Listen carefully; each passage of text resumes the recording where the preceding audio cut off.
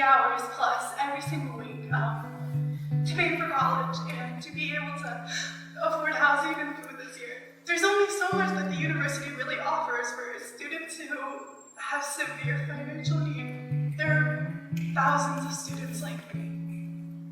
Thousands of people who just think that you have to pull yourself up by your bootstraps and work every single day just to be able to afford a basic right of education.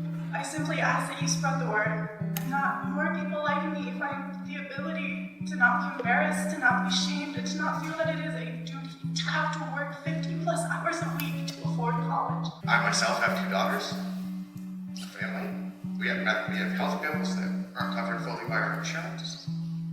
I have research that I have to fund out of my own pocket.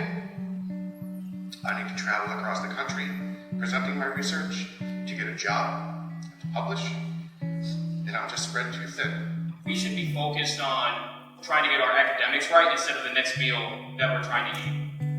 I don't think this is a trend for a lot of my trans friends on campus. We have to worry about either if we're going to pay for hormones this month, or if we're going to pay for groceries, if we're going to save up for surgery, or if we're going to pay rent this month, if we're going to live somewhere where we can be ourselves, or if we're going to not have to pay rent but move back to our parents who won't see us as who we are. The entire month of January, I spent about $20 on groceries. But it's ridiculous to think that people should only rely on the money that they earn themselves to live.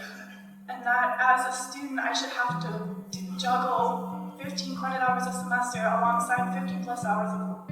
I have simply to consider people like me. Thank you very much. My name is Catherine Mom. If you ever have questions about working or having to manage budgets, I'm your gal.